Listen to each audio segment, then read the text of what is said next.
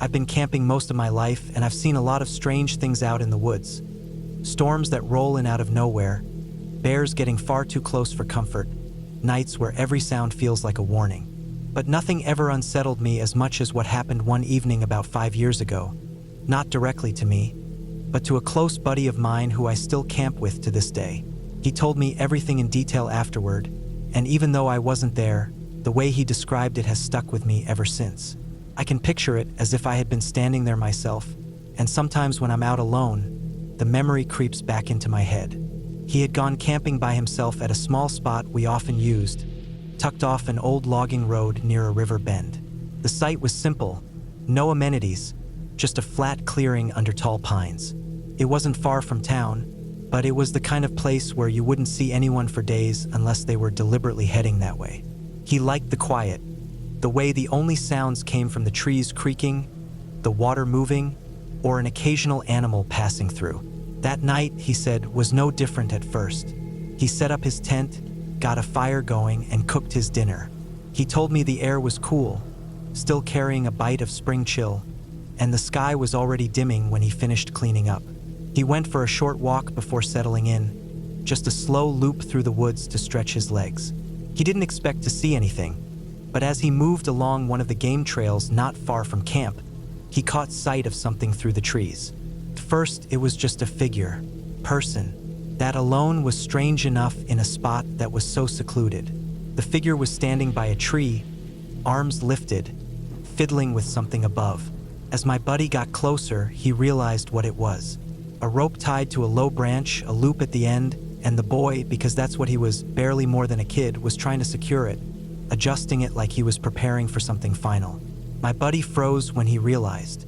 He said his stomach dropped so hard he felt sick. It wasn't the kind of thing you expect to stumble upon when you're out on a casual evening walk. The boy must have heard him crunching in the brush, because he stopped what he was doing and turned his head. For a second, my buddy said they just looked at each other. The kid's face was pale, strained, almost lifeless already, like he had been carrying the weight for too long. He didn't go into detail about what words he used, but he told me he just did the only thing that felt right. He walked closer, careful not to scare him, and just kept talking. Anything, everything, simple words to keep him grounded, to keep him from stepping into that loop. He said the boy looked at him for a long time, then finally stepped back from the tree. The rope swung there in the fading light, a silent reminder of how close it had been. My buddy told me they started walking together, slow, no real direction, just through the woods. The boy opened up bit by bit. He was about 16. He said he had come out to his parents, and they hadn't taken it well. They didn't want him in the house anymore. The rest of his family had turned their backs on him too. He felt unwanted everywhere he went. He had carried that weight alone, and it had brought him out there to that tree.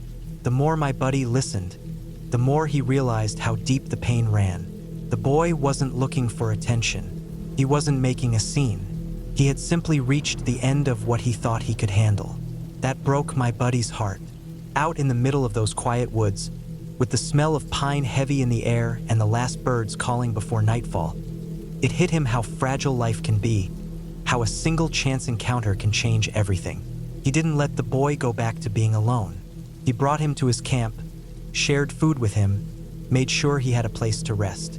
In the morning, instead of packing up and going their separate ways, my buddy told him he didn't have to figure it all out right there. He invited him back home, told him he and his wife had space, at least for a little while, until he could get steady again. The boy agreed, probably because he didn't have another option, but also maybe because for the first time in a long time, someone had shown him kindness without judgment. For a few weeks, the kids stayed with them. They gave him food, a bed, and space to breathe. Eventually, he managed to reconnect with a family member who did care for him, and he moved there. But he never cut ties with my buddy. They still talk, still see each other, and from what I've heard, the boy has built a life for himself, stronger and more stable. The part that always sticks with me isn't just how close it was to ending another way. It's the detail my buddy described when he found him. That rope hanging there, swinging slightly, the noose already shaped. That image burned itself into his memory. He told me he can't hike a trail without sometimes glancing up at branches, half expecting to see something like it again. What makes it so chilling to me is how it reminds you of the line people walk without anyone else knowing. You pass people every day and have no idea what they're carrying, how close they might be to breaking. Out in those woods, my buddy happened to take a walk at the exact right moment.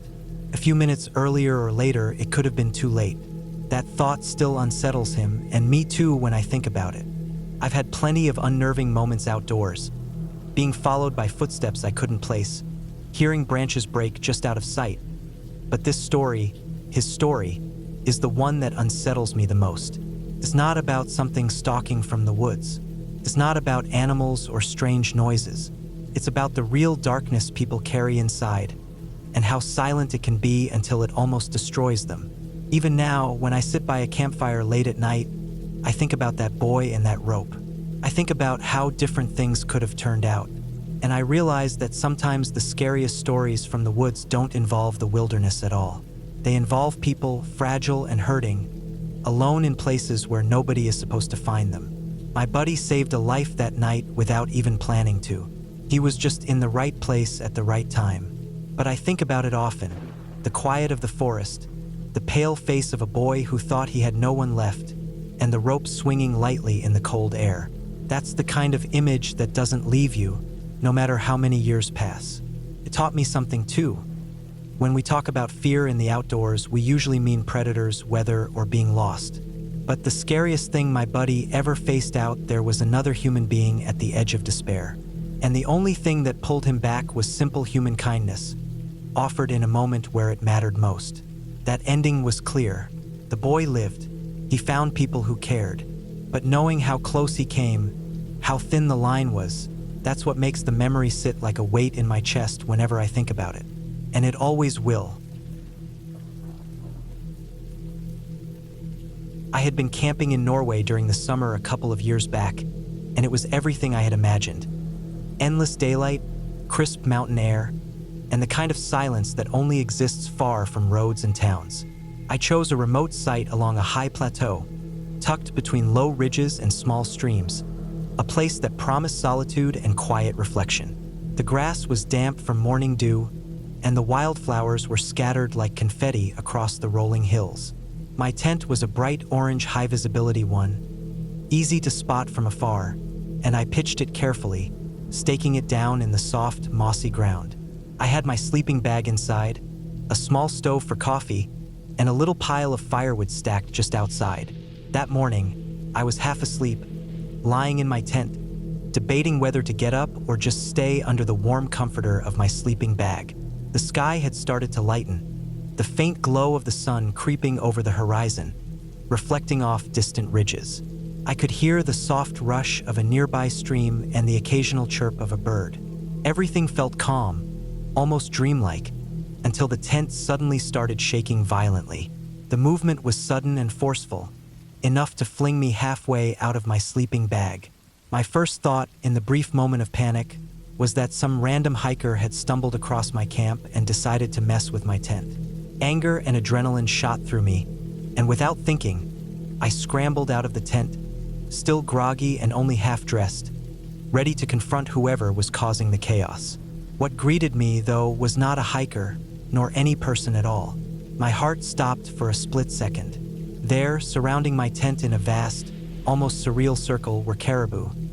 Over 100 of them, stretching across the plateau as far as I could see.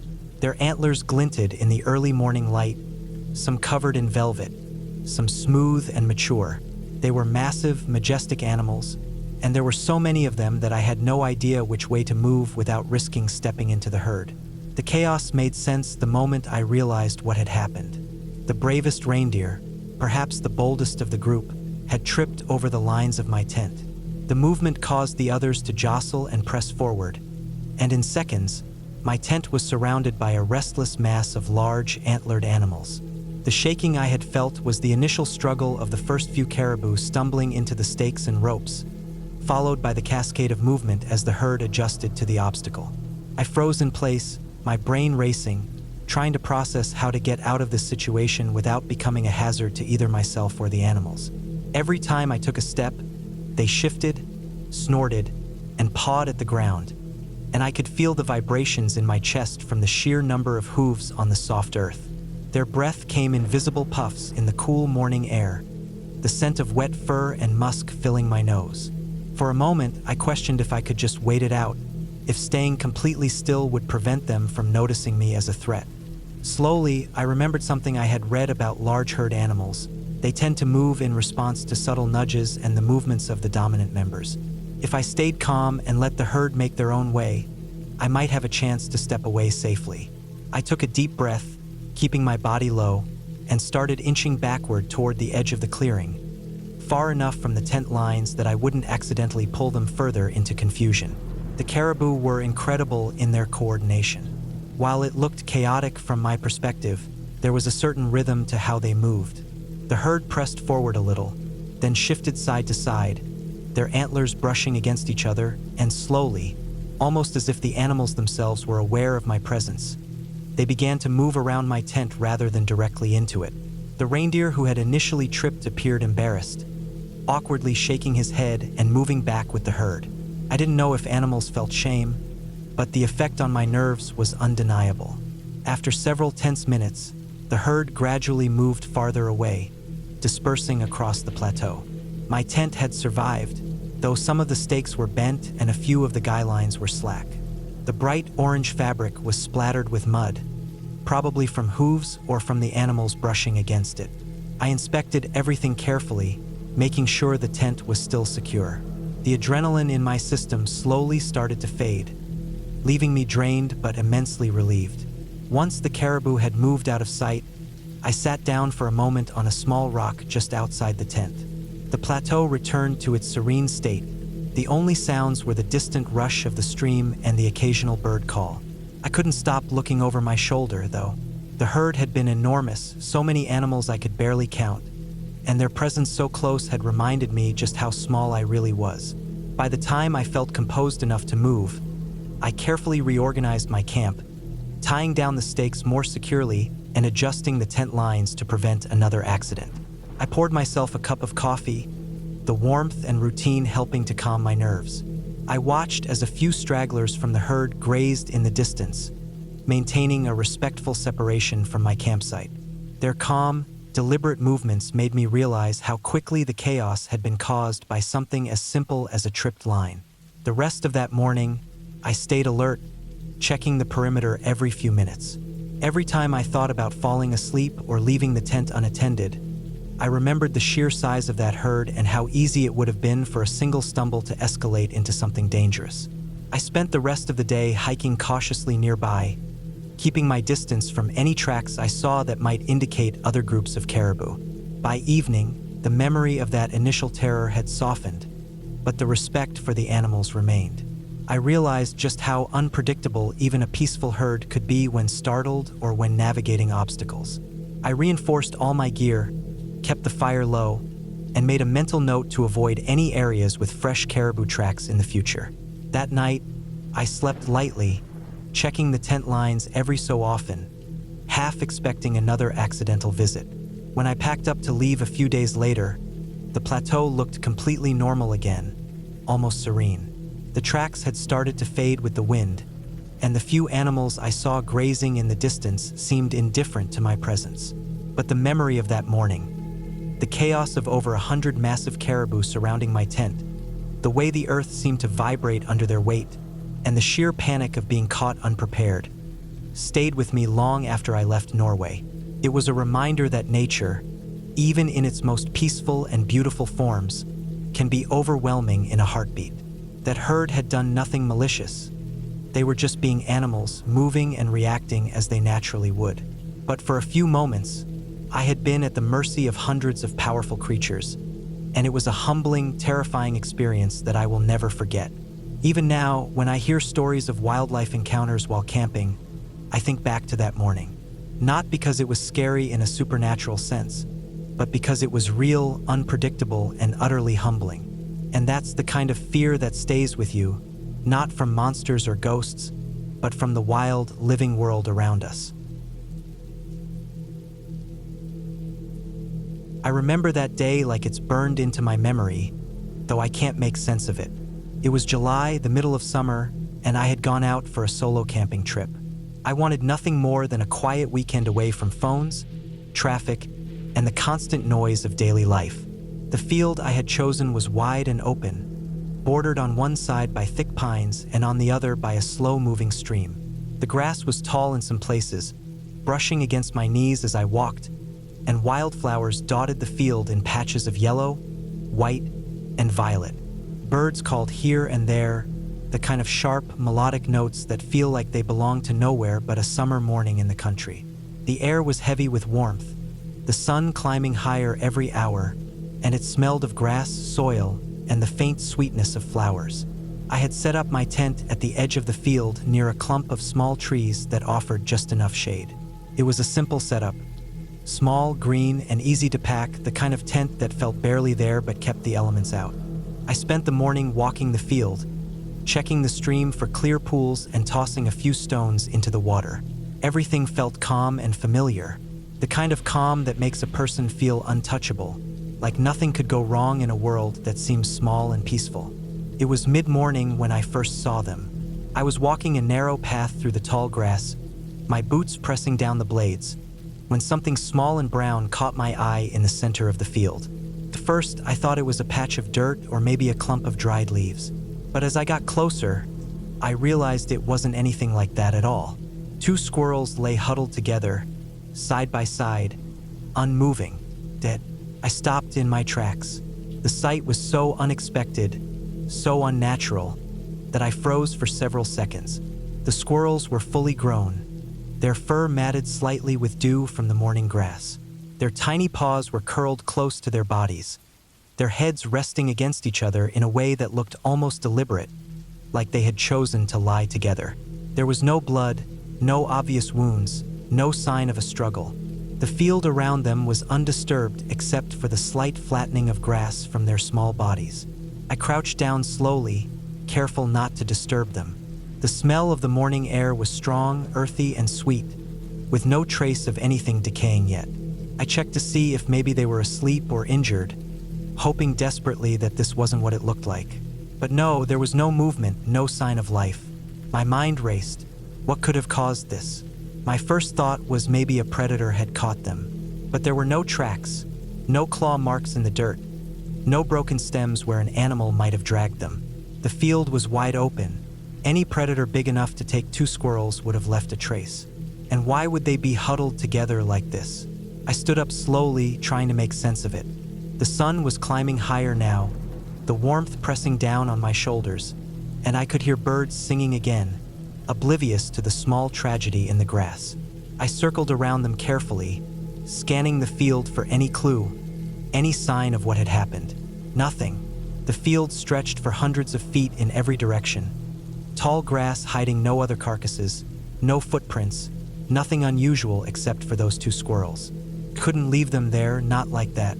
I gently picked them up, still stunned, and carried them to the edge of the woods. I dug a small hole under a pine tree and laid them to rest together, covering them with soil and pine needles. Even while doing this, I couldn't shake the feeling of unease. Everything about the way they were huddled together, in the middle of the field, looked deliberate, almost human in its intentionality. And yet, there was no human involvement, no predator, no clue at all. I tried to distract myself after that. I made coffee over the small camp stove, ate a granola bar, and walked along the stream, listening to the water and watching the dragonflies hover over the surface. But every now and then, I'd find my gaze drifting back toward the field where I had found the squirrels. The memory of them huddled together, dead but touching, refused to leave me. It was like a small puzzle I couldn't solve, a riddle without an answer. Even as the day passed, the unease lingered. I kept scanning the field, half expecting to see something. Another squirrel, a strange mark in the grass, a shadow moving against the sunlight. But there was nothing. The field was empty, calm, and beautiful in the way only a summer field can be. And yet, that calm felt different now. It felt heavy, like the memory of what I had seen had pressed itself into the place. Night came, and I sat by my campfire, staring at the flames. The stars were scattered thick across the sky, the Milky Way stretching in a faint line above the trees. Usually, nights like this bring peace, but I couldn't stop thinking about the squirrels. Why would they be together, huddled in the center of the field, without injury or cause? I thought about disease, perhaps some sudden poisoning from plants or chemicals in the soil, but nothing seemed to fit. I drew a blank over and over, each theory falling apart the more I considered it. By the next morning, I decided to leave the field and continue my hike. The memory of the squirrels still weighed on me, but I wanted to put distance between myself and that unsettling mystery. I packed up slowly, glancing over my shoulder one last time at the field, imagining the two little bodies in the earth beneath the pine tree. I couldn't stop thinking about how strange it all was. The image of them together, lifeless yet somehow intimate in their final moments, stayed with me the whole hike down to the road. Even years later, I still think about that day. Every time I'm in the woods or walking through a field, I remember those two squirrels and the inexplicable way they were found. I try to imagine what could have happened. A sudden illness, some environmental factor, a predator I never saw, but every scenario leaves questions. And every time I draw a blank, I feel that same unease I felt that morning, standing alone in the field, staring at two small bodies huddled together, wondering how life could end so quietly and mysteriously. The ending, in the end, is as simple as it is haunting. I buried them, left the field, and kept moving. Nothing further happened.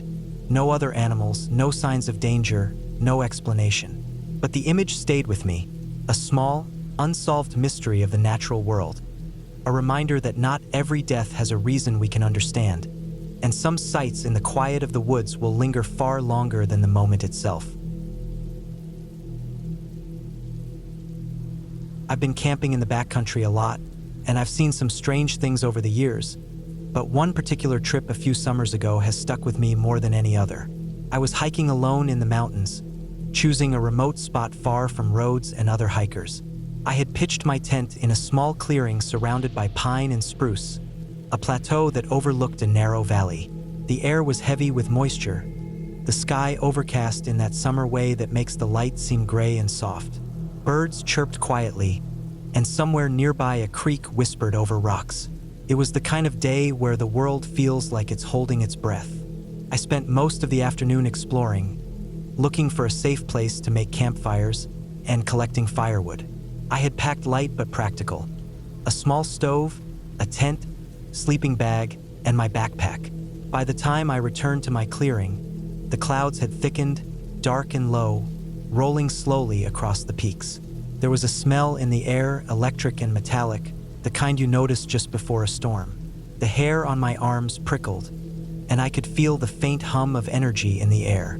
I'd been in storms before, and this one felt tense, different. I decided to stay close to camp for the next hour, organizing my gear and making some food. I watched the sky carefully, the clouds shifting with sudden bursts of wind that sent the tops of the pines swaying. The first rumble of thunder came low in the valley, distant but ominous. I felt my stomach tighten. Usually, I welcome storms while camping. They're exciting, and the way they roll through mountains is spectacular. But something about this one felt heavier, more focused. Just before nightfall, I heard voices in the distance. At first, I thought I was imagining it. The wind can carry sounds strangely in the mountains, but the voices grew clearer, laughing, calling to each other. I couldn't see anyone through the thick trees, but the sounds were coming from the open meadow below my campsite. Curious, I hiked a short way down the slope, careful to stay low and hidden among the brush. When I reached the clearing, I froze. In the middle of the field were two people, a young couple maybe in their early 20s. They had set up a small blanket, and it was obvious they were in the middle of being intimate. The way the evening light hit them made everything feel surreal, like I had stumbled into a private world that didn't belong to me. I ducked behind a tree, uncertain what to do. I felt intrusive just watching, but I couldn't move fast enough to leave without being noticed. Then it happened. The storm I had been watching rolled in faster than I expected. A sudden flash lit the sky, followed almost instantly by a sharp crack of thunder that made me jump. I swear it was the loudest sound I had ever heard.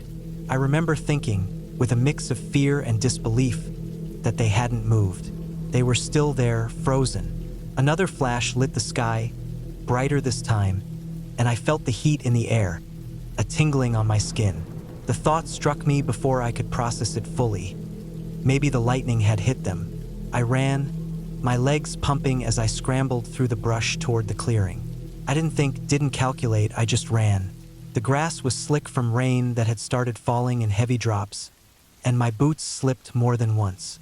The thunder rumbled continuously now, echoing off the mountains in long, rolling vibrations that made the ground feel alive. When I reached the clearing, it was empty. The blanket was soaked, the grass flattened where they had been, but no sign of them remained. My mind raced. I looked around frantically, checking the trees, the field edges, anywhere they might have run for cover. Nothing. Not a footprint, not a shadow, not a sound except the rain and the constant hum of the storm. I wandered the area for what felt like an hour, calling out, shouting their names into the thunder, but the storm swallowed everything. My heart was pounding, my throat dry. I kept thinking about that split second when I saw them, frozen under the first flash. Maybe they had moved, maybe they had survived and taken shelter somewhere, but I couldn't shake the image. The timing, the isolation, the way the storm had hit so violently, it made my skin crawl. Eventually, I had to retreat. The rain was coming down harder, the wind whipping through the trees, and the sky a uniform, angry gray. I ran back to my tent, soaked, shaking, and spent the rest of the night huddled inside, listening to the storm rage around me. Every flash of lightning made me flinch, every thunderclap made me jump. I kept imagining the worst over and over. Maybe they had been caught in the open, maybe the strike had been direct. Maybe I had witnessed the final moments without knowing it. The morning came gray and dripping. I stepped out of the tent carefully, scanning the field below. There was no sign of anyone, no footprints, no discarded items, nothing except flattened grass and the rain-slicked blanket I had seen the night before. The entire area was eerily silent now. Birds had returned, the creek whispered as usual, but the presence that had startled me the evening before was gone. I packed up my gear slowly, the events of the night weighing heavily on my mind. I walked the trail back to the road, feeling both relieved and unnerved. The memory of their bodies frozen in the first flash of lightning, the suddenness of the storm, and the absolute quiet afterward has stayed with me. I've gone camping since then, plenty of times, but I haven't forgotten that night. The thought that two people might have been struck while so exposed, so alone in the mountains, lingers in the back of my mind. Even now, I think about it on quiet days when I hike or when a storm rolls in and the sky flashes suddenly. I imagine that moment over and over. The couple caught in the storm, the sudden crack of lightning, the isolation of being so far from anyone else. I don't know what actually happened. Maybe they ran, maybe they found shelter, maybe they were unharmed. But every time I picture that scene, I remember how fragile life can be in the wilderness, how quickly a moment of pleasure or carelessness can turn into danger when nature decides to act. That trip taught me something I didn't expect. Fear in the backcountry isn't just about animals, getting lost, or hypothermia. Sometimes, it's about being a witness to sudden, unpredictable events that can change lives, or end them, without warning. And even if everyone survives, the memory of what almost happened, the intensity of a moment when nature's power collides with human vulnerability, can linger longer than any physical danger ever could. By the time I returned home, the image of that storm, the flashes of lightning, and the couple frozen in time had etched itself into my memory. I still replay it, trying to make sense of the randomness of nature and human behavior, trying to picture how close we all are to being at the mercy of forces much larger than ourselves. And that, more than anything else I've experienced in the wilderness, has stayed with me. A mix of awe, fear, and a vivid reminder of how fragile moments can be in the backcountry. One of my friends had been planning a solo fly fishing and camping trip for months. He wanted a weekend entirely to himself, away from phones, traffic, and anyone else. He picked a spot in the middle of nowhere, a stretch of creek that twisted through dense forests and low mountains, with thick brush and moss-covered rocks along the banks. The area was remote, the kind of place where you could fish all day and never see another person. He arrived Friday afternoon, hiked a short distance from the dirt road to the creek, and set up his small green tent in a clearing about 100 yards from the water. The spot was perfect. Tall pines shielded him from wind, and a few small birches marked the edge of the creek. He unpacked his gear, laid out his rods, tied on a few dry flies, and then waded into the water. The creek was cold, clear, and shallow, flowing quickly over smooth rocks. Fish were jumping occasionally, and he felt at peace for the first time in weeks. Saturday morning, he got up early, made some coffee over his small stove, and then headed down to the water. The mist was rising off the creek, and everything smelled damp and earthy. He cast line after line, enjoying the rhythm, until he started noticing something strange. A series of weird, garbled sounds coming from upstream. At first, he thought it was a bear or maybe some other wildlife, but it didn't sound like anything he'd ever heard. It was muffled, almost like someone speaking through a thick cloth, mixed with groaning. He tried to ignore it at first, focusing on fishing, but the sounds persisted. Every time he reeled in his line, he could hear it again. A soft, distorted noise coming from somewhere up the creek. It was faint enough to be easy to dismiss, but persistent enough that it put him on edge. Eventually, by late morning, he decided he couldn't just ignore it anymore. He waded back to the bank, hung his fishing rod over a branch, and started hiking carefully upstream to see what was making the noise. The creek bank was steep in places, covered with loose rocks, and the brush tangled around his legs. He moved slowly, keeping his eyes peeled for wildlife or anything out of place. As he got closer, the garbled noises became clearer, and he realized almost immediately that it wasn't an animal at all. There, partially hidden behind a fallen log and some low branches, was a man. The man was lying on his side, clothes soaked and muddy. My friend froze, his stomach twisting. The man's face was pale, his eyes barely open, and the smell of gunpowder and wet earth hit him before he fully processed what he was seeing. The man had a handgun lying on the ground nearby, and there was blood, a lot of it, soaked into the mud under him. Somehow, despite all of it, the man was still alive, weakly moaning and moving slightly. My friend's adrenaline spiked instantly. He wasn't trained for this kind of situation. He knew he couldn't help much beyond calling for help. He backed away carefully, trying not to touch anything or disturb the scene further, and hauled ass back toward the dirt road where his truck was parked. Every step felt like it took forever.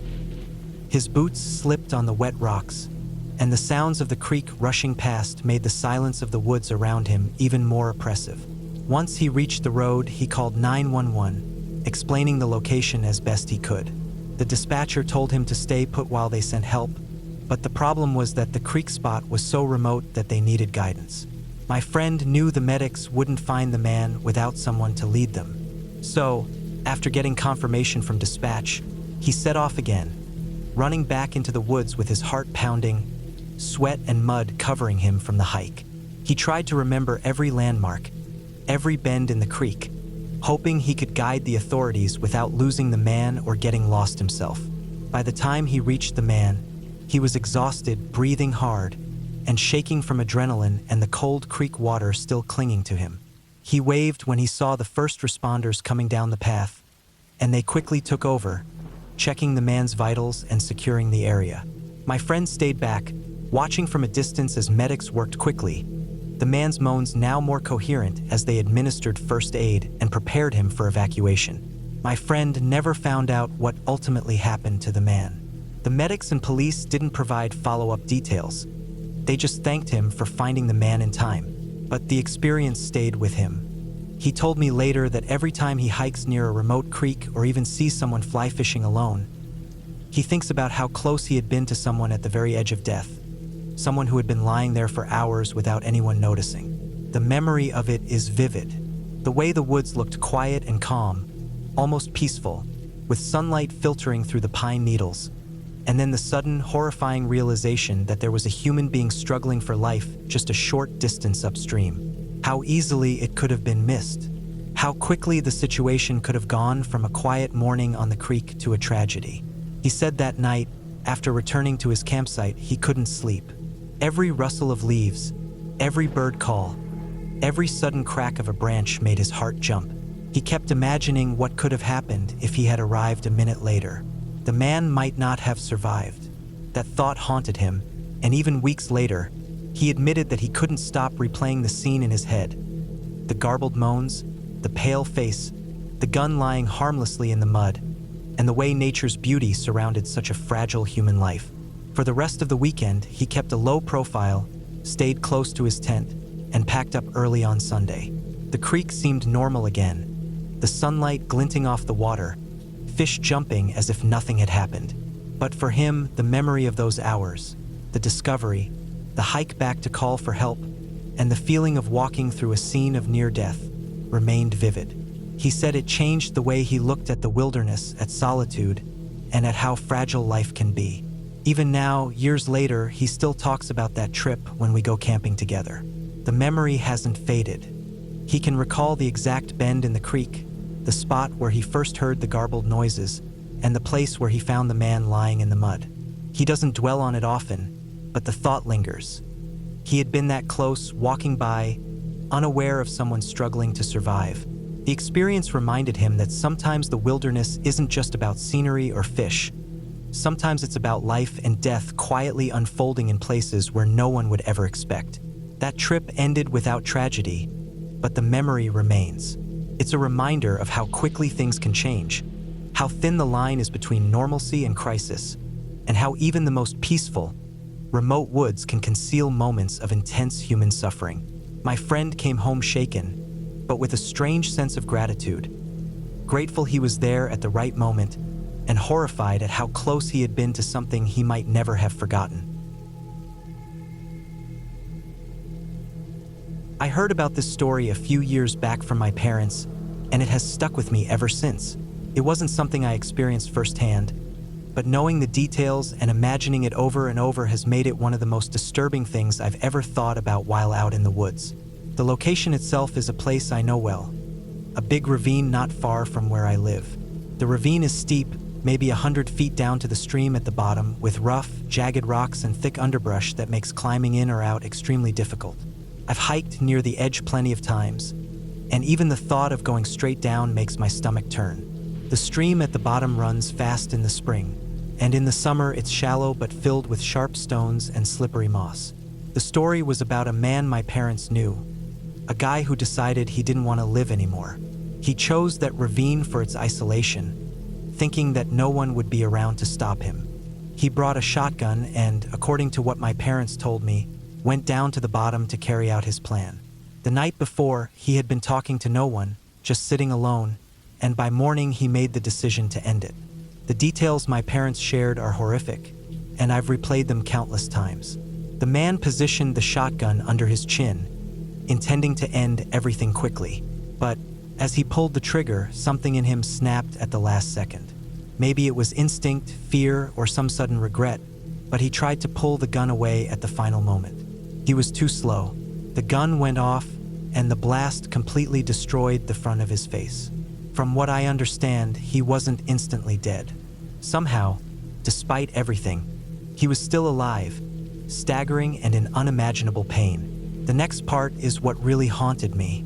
This man had to crawl out of the ravine. The incline wasn't vertical, but it was steep enough that I wouldn't even want to walk down it without proper gear.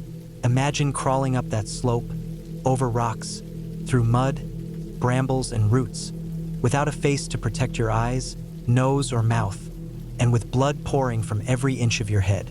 He had to use his hands and knees, dragging himself inch by inch, fully exposed to the wilderness. My parents described it in such detail that I could picture the ravine, the jagged rocks, the stream at the bottom, and the dense forest above. I can't imagine the combination of pain, panic, and sheer willpower it must have taken to keep moving toward help. Somehow, he made it. He reached the top of the ravine and crawled into the street, and at the exact moment he emerged, an ambulance happened to be driving by. The driver and the paramedics couldn't have anticipated what they were about to see. He was bleeding profusely, his face completely destroyed, barely recognizable.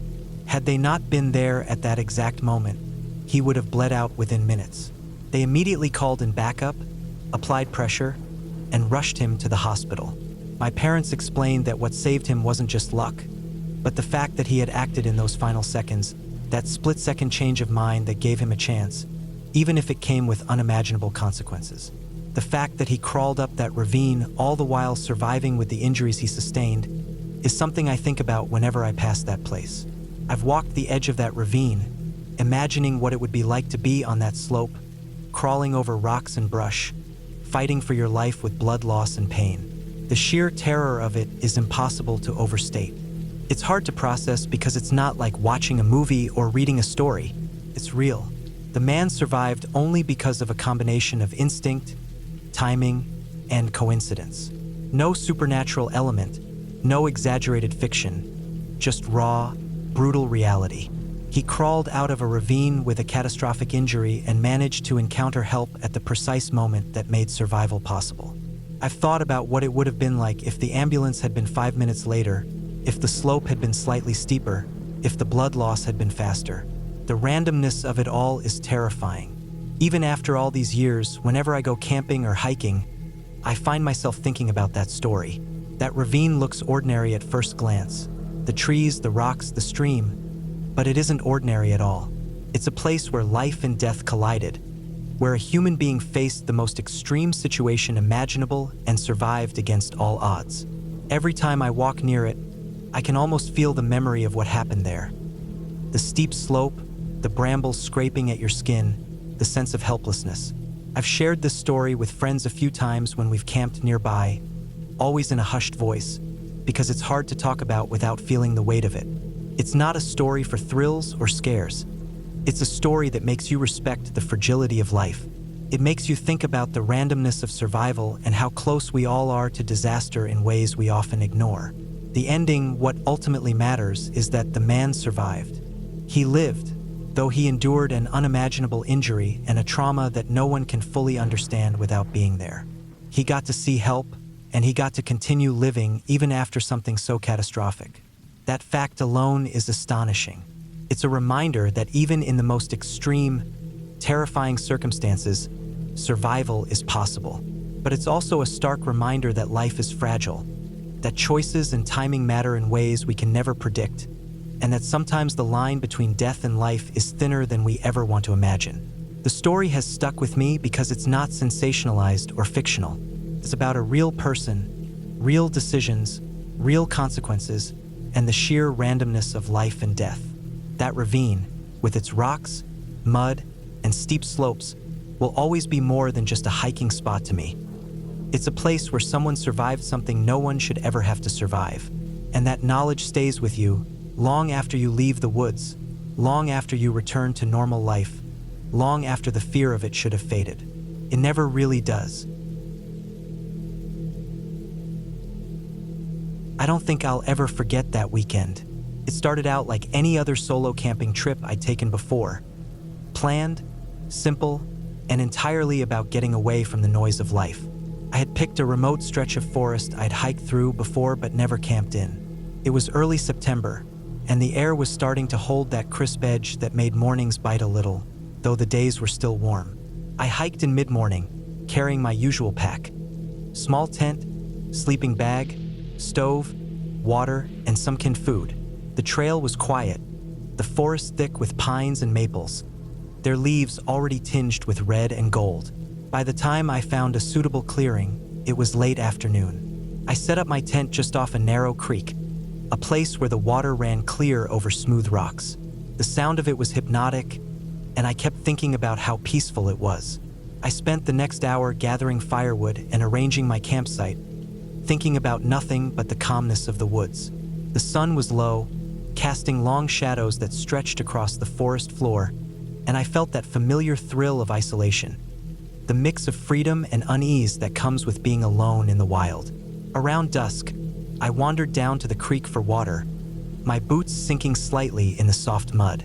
That's when I noticed something. It wasn't movement or sound, just a shape. At first, I thought it might be a fallen log or a pile of leaves, but as I stepped closer, my stomach tightened. It wasn't natural. Someone or something had been there recently, I froze. My mind raced. There were no other campers that I knew of, and I had seen no signs of hikers coming in this direction. The object I'd spotted was partially covered by a thin layer of dirt and leaves. I crouched down and realized what it was. A backpack, soaked and partially torn open, with personal items scattered around it. The smell hit me then, strong, sour, like vomit and something more metallic. My heart started pounding, but I forced myself to stay calm. I began to notice other signs. Footprints in the soft mud around the creek, shallow but deep enough to be human. The prints led to a small hollow at the base of a slope where the ground dropped sharply, and I saw more signs of a struggle. Broken branches, scuffed earth, and what looked like discarded clothing. I could feel my hands shaking, my throat dry. There was no sign of anyone at the moment, but everything about the scene screamed that something had gone very wrong. I backed away slowly, but curiosity, or maybe the need to understand, kept me moving closer to the hollow. That's when I saw it. A body. I wish I could describe the moment without it feeling like a punch to the stomach, but I can't. The person had been young, maybe mid-20s, slumped in a twisted position against the slope. Blood had pooled and run down the rocks, and the sight of it made my stomach churn violently. The worst part, worse than the blood or the position, was the expression on their face. Even in death, there was a look of sheer horror, the kind you only see when something sudden and unthinkable has happened. I couldn't move at first. I just stood there, shaking, staring. The forest felt quiet now, too quiet, as if the birds themselves had stopped to watch. I kept expecting a sound, a movement, something to tell me it wasn't real, but there was nothing. It was just absolute silence and the horrifying reality that I had stumbled onto something that should never have happened. I realized quickly that I needed to get help. I retreated the way I had come, not taking my eyes off the hollow, but running as fast as I could without tripping. My hands were muddy and trembling as I pulled out my phone. Signal was weak, but I managed to call 911. Explaining the location took forever. I had to describe landmarks, the trail, the creek, everything I remembered. The dispatcher instructed me to stay nearby but keep a safe distance, and to try to flag down authorities if possible. While I waited, I kept thinking about what I had seen. The body, the blood, the scattered belongings. It all replayed in my mind with sickening clarity. I thought about how someone could end up like that in the middle of the forest, so isolated and alone. I felt a mixture of guilt and helplessness, like maybe I could have done something sooner, though I knew there had been no way I could have known before I stumbled upon it. Eventually, I heard voices and saw headlights down the trail. The police and medical personnel had arrived, guided by my directions. They moved quickly, securing the area, taking photos and assessing the situation. I stayed back, feeling numb. The medics worked in silence mostly, occasionally whispering to each other. I could see the respect and carefulness in their movements. They treated the scene with the precision of professionals who understood the fragility of life and the permanence of death. I was escorted back down to the trailhead, shaking from adrenaline and exhaustion. The officers thanked me, but their expressions were somber. I didn't want to speak. Nothing I could say would make the memory less vivid. Even now, years later, I can see the way the blood had soaked into the earth, the way the person had fallen awkwardly, and the small details of the scene that make it real. A dropped watch, a torn jacket, a single boot partially hidden in leaves. The story doesn't end with any mystery. The authorities took over, and I never learned the full circumstances of what happened. But that weekend changed the way I think about the woods, about isolation, and about the random horrors you can stumble upon without warning. It's not like any story you see in a movie. It's raw, real, and permanent. The ending that stays with me is simple. I survived, I called for help, and I bore witness to something truly horrifying. The memory doesn't fade. Every time I walk alone in the woods, I think about that weekend, about how quickly things can turn from calm and peaceful to unbearable horror.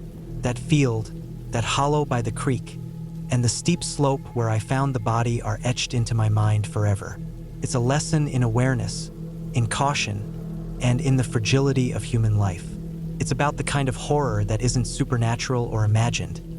It's real, tangible, and something you can stumble upon without warning. And even though I didn't know the person personally, even though I had no part in their fate, the experience left me with a profound respect for the wilderness and for the unpredictable, sometimes brutal reality that exists within it. I left the woods that day shaken, exhausted, and forever changed. But I also left with the knowledge that horror doesn't always need monsters. Sometimes, it's simply reality, raw, unfiltered, and impossible to forget. I'll never forget the weekend I went camping near the backwoods of northern Maine. It wasn't the kind of place with marked trails or busy campgrounds. The forest was dense, the kind where sunlight barely reached the forest floor, and the creeks twisted through the trees like veins. I chose a small clearing near a creek to set up my tent. It was late August, and the air had that crisp edge that hinted at fall, though the days were still warm enough for shorts and a t-shirt. The first night was uneventful, just the sound of the creek, the wind through the pine trees, and the occasional call of a distant bird. I slept lightly, half conscious of the night around me, the way the dark pressed down through the thin walls of the tent. When I woke early the next morning, I felt the usual quiet thrill of being alone in the woods. I brewed coffee over my small stove and wandered down to the creek to wash my face. That's when I noticed something strange, something that immediately set my heart racing. Off to the side of the clearing, partly hidden by brush and fallen branches, there was a small, muddy depression in the ground. At first, I thought it was an animal nest, maybe a raccoon or a fox. But then I saw the outline of a shoe and realized it was much larger than any small animal. My stomach sank as I stepped closer. There, partially hidden by leaves and dirt, was a shotgun. I froze. The weapon wasn't pointed at anything, and no one was around, but my mind immediately started spinning. Could someone have been here recently? Was this some kind of trap? What if the person who dropped it was still nearby, hiding in the woods, watching? My imagination ran wild with scenarios. A hunter gone rogue, someone trying to commit a crime, maybe even a mafia hit or something far worse. The isolated forest, the hidden weapon, the silence around me. It all felt like the setup to a nightmare. I took a cautious step back and scanned the area. The creek ran quietly, the trees swayed gently, and there was no one in sight. But the thought of someone dropping a loaded gun and disappearing into the forest made my skin crawl. My hands were shaking as I considered what to do. I couldn't just leave it there. Someone could stumble upon it, and accidents happen fast in the woods. But I also couldn't approach it carelessly. I picked up a large stick and edged closer, making as much noise as possible to signal any nearby person. My pulse was pounding in my ears. When I finally reached the weapon, I noticed it was loaded. I carefully set it aside, pushing it into a clear area near the creek where it could be seen from a distance. My mind kept returning to the possibilities. What if the person came back and it wasn't an accident? What if they were still around, and I had no way of defending myself quickly enough? I returned to my tent and grabbed my phone. I had a weak signal, barely enough to call for help. I contacted the local ranger station, explaining exactly what I found and my location as best I could. They assured me that a ranger would come to retrieve it, and they instructed me to stay near my campsite but remain cautious. The minutes crawled by, each one stretching longer than the last, my imagination filling in every sound with potential threats. Branches snapping, rustling leaves, every bird call a warning. Eventually, I heard a vehicle approaching along the dirt track leading into the forest. A ranger emerged, cautious, scanning the area as they approached. They took the weapon from me and confirmed it had been left loaded. They didn't know how it had gotten there, whether it was an accident, a hunter who had panicked, or something more deliberate, but they thanked me for handling it carefully.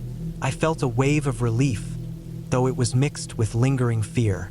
Even after the ranger left, I couldn't shake the feeling of unease. I stayed close to my tent the rest of the day, keeping the creek between myself and the forest behind me. Every shadow, every movement in the corner of my eye made me flinch. I kept thinking about how close I had been to finding that weapon if someone had been there moments before, how easily things could have escalated into something deadly. That night, I barely slept. Every time I closed my eyes, I saw the gun lying partially hidden in the mud. Imagine someone crouched in the trees, watching, waiting. I kept reminding myself that I was lucky, that I had handled it calmly, but the adrenaline lingered, refusing to fade. By morning, I was exhausted but relieved to pack up and leave. I didn't take the usual hiking detours I had planned. I stayed on the path back to my car, constantly scanning the trees, imagining scenarios where things could have gone wrong. Even weeks later, I couldn't stop thinking about it. The image of that gun, left carelessly or intentionally, hidden just enough to create fear, stayed with me. It was a reminder of how fragile safety is in the wilderness, how quickly things can change, and how easily a situation can escalate from peaceful solitude to true horror. It's not a story about monsters or ghosts. It's the real, raw terror of stumbling upon a dangerous situation when you're completely alone, exposed, and unsure of what could happen next. The fear comes from the possibilities, from imagining what might have occurred if the weapon had been hidden more carefully or if someone had been around to misuse it. That kind of terror is personal, immediate, and unforgettable. The ending is simple but powerful. I left the forest alive and unharmed, the weapon retrieved, the threat neutralized. But the memory lingers every time I return to the woods. Every shadow, every rustle in the brush, reminds me of that day and the thought of what might have happened if circumstances had been just slightly different. It's a reminder that true horror doesn't need monsters.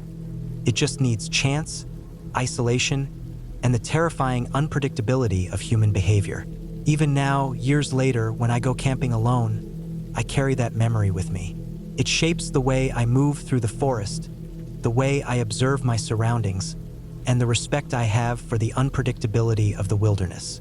That weekend taught me that fear can be real, immediate, and entirely human, and that sometimes the scariest experiences are the ones that are terrifyingly plausible. I'll never forget that morning in the woods. I had gone camping alone in a remote part of Vermont, one of those places where the trees grow thick and tall, the sunlight barely reaching the forest floor, and the quiet is so complete that every sound seems amplified. I had arrived the day before, pitched my tent in a small clearing near a narrow creek, and spent the evening setting up camp, collecting firewood and soaking in the peace. By nightfall, the forest was alive with distant bird calls, rustling leaves, and the soft trickle of water over stones. I slept lightly, as I always do when I'm alone in the wild, half conscious of the night surrounding me. I woke early the next morning, the air cool and crisp, filled with that scent of damp earth and pine. I brewed coffee over my small stove and stepped out into the clearing, feeling the forest stretch quietly in every direction. The sky was pale, a soft gray hinting at the coming sun, and the light filtered through the trees, casting long shadows. I decided to walk along the creek before breakfast, to wake myself up and take in the stillness. I wandered deeper into the trees, the ground soft with fallen needles and moss. Every step I took seemed unusually loud in the silence, my boots squishing slightly in the damp undergrowth. I kept my senses sharp, listening to the water running over the rocks and the occasional bird call, thinking about how peaceful it was. That's when I felt it, the sudden, subtle awareness that I wasn't completely alone. Not like a human presence, but something behind me, just outside my line of sight. My heart skipped a beat, though I told myself it was just the forest playing tricks, a rabbit or some other small animal. I continued walking slowly, my eyes scanning the underbrush, my ears straining. The sense of being watched grew stronger with every step. Then it happened. A cough, a dry, guttural sound that came from just behind me. It was startling enough on its own, but what made it truly terrifying was that it sounded exactly like a human cough. My stomach dropped, and my mind immediately jumped to worst-case scenarios. I was completely alone in the middle of nowhere. There were no other campers, no hikers for miles, no cabins, nothing but the dense forest around me. I froze, every muscle in my body tensing, convinced someone, or something, was standing just behind me. I slowly turned, half expecting to see another person. Instead, there was a deer, a large buck, standing just a couple of feet behind me. Its eyes were wide, alert, and it stared at me for a moment before stepping back and disappearing silently into the underbrush. The sound of its cough, so human-like, lingered in my mind, making my heart pound and my hands shake. I felt a rush of relief and a jolt of fear all at once, realizing how close it had gotten without me noticing. I had been completely unaware of its presence, and for a moment, I truly thought I was being watched by another human. I stood there for several minutes, trying to calm myself. My pulse slowly returned to normal, though my body was still tense. I thought about how easily my mind had jumped to danger, imagining someone with malicious intent in the middle of the forest. The deer had been so close, the cough so startlingly human, that it had genuinely terrified me. I realized that the forest, while peaceful, was unpredictable, and even a seemingly harmless encounter could feel like a near threat. I continued my walk along the creek, more alert than before, constantly scanning my surroundings. I noticed small signs of wildlife, broken branches, footprints in the mud, and the occasional rustle in the leaves, but nothing came close to startling me like the deer had. Every sound seemed louder, every movement in the brush more pronounced. My imagination kept filling in details, each one more alarming than the last, and I had to consciously remind myself that I was alone and safe, that the forest wasn't trying to hurt me. By the time I returned to my campsite, my nerves were still on edge. I brewed another cup of coffee and sat quietly, letting the warmth of the cup steady me. I replayed the encounter in my mind, thinking about how something as simple as a deer coughing could create such intense fear. It wasn't the animal itself that had been scary, but the sudden intrusion into my sense of solitude and the uncanny human-like sound. The experience reminded me just how vulnerable you feel when you're alone in the wilderness, how quickly your mind can turn ordinary events into terrifying scenarios. The rest of the day passed without incident, but I stayed close to my tent, moving deliberately and keeping my eyes and ears sharp. I couldn't shake the image of the deer standing just a few feet behind me, the way its body had blended into the shadows of the forest, making it nearly invisible until the cough betrayed it. I realized that, in a different context, with poor lighting or a startled reaction, that same encounter could have ended badly. When I finally left the campsite the next day, I reflected on how powerful and unsettling simple encounters in the wild could be. The forest is alive in ways we don't always understand, and even moments that seem harmless, like a deer sneaking up behind you, can provoke genuine terror. It's a reminder to respect the wilderness, to remain aware, and to acknowledge the limits of human perception. Even now, years later, whenever I think about that morning, my chest tightens, and I can still hear the sound of that cough echoing in my memory. It wasn't supernatural or fantastical. It was real, entirely ordinary, yet it triggered one of the most intense moments of fear I've ever experienced. It's a story I carry with me whenever I'm alone in the woods, a reminder of how quickly calm can turn into panic, and how even the most mundane aspects of nature can become startlingly, unexpectedly terrifying. The ending is simple. I survived, I left the forest unharmed, and the deer vanished back into the wild. But the memory of that moment, the closeness, the human-like cough, the sudden spike of fear, stayed with me. It's a true, raw reminder that the wilderness is unpredictable, that our senses can deceive us, and that real horror doesn't need monsters. Sometimes, it's just a deer, a sound, and the terrifying possibility that for one brief second, you are utterly alone and completely unaware of what's behind you.